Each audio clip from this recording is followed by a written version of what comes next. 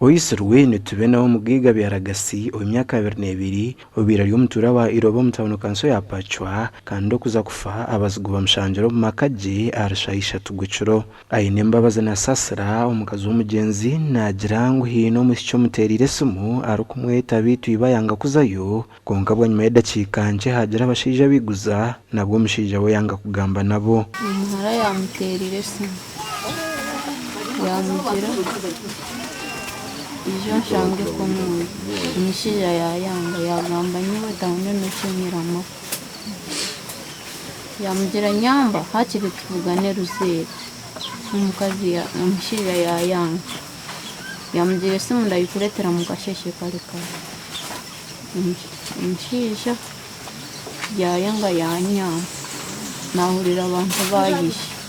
bayiguze mugaiga yayanga kwita bagira mugore nayetaho mugaiga ringa nabagira tarimo na bagira twamusiga mu senta twamusiga cyabasara na sasa ragumize muyashobora bwa nyuma umushija acwiremo kwimuka kaza kureba abashija aba nuko kura yatere nduru kandi kuza kumuhikashangiri bagwira hansi cyengano yayimuka none asigara ndi kumsa umwana yayimuka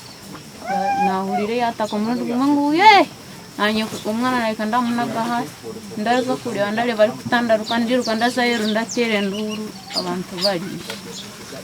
nico umunantari rebire twarirebira abantu bahishe ino kusasa kwa amani muno mwana wangu yakiari muto myaka 22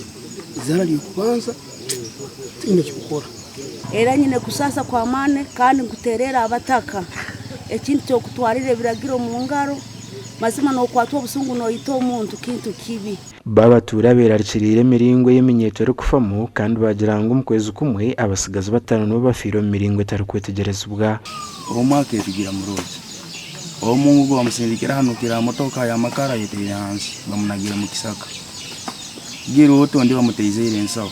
giroti omungu bamucumitire mu muryango gwayoreze rire mu byamuterere simu yakingura bamucumira eka lumpa nakora mu byaye we mbukire njia yali na mukazi wawe koleze namweta namutereka titumanyire nsonga nabwo kinenge mire kikoro iki cy'obubinge iki cy'ubwisi ninterera ngo umuntu obwara izira kakweta banzo muhabuze ngo niwo omanye no hakuwesere kandi umuhabuze okwenda asahazina ogu yaba umuntu wa katano kufumuringo gutari kwetegerezwa kandi polisi itagambira ha kamera yahamya ko bamazire kwata umuntu umwe okubahweraho mu kucondoza ahabo kwitwa ku musigazo ogu gasha kwa Thomas tumwebaze.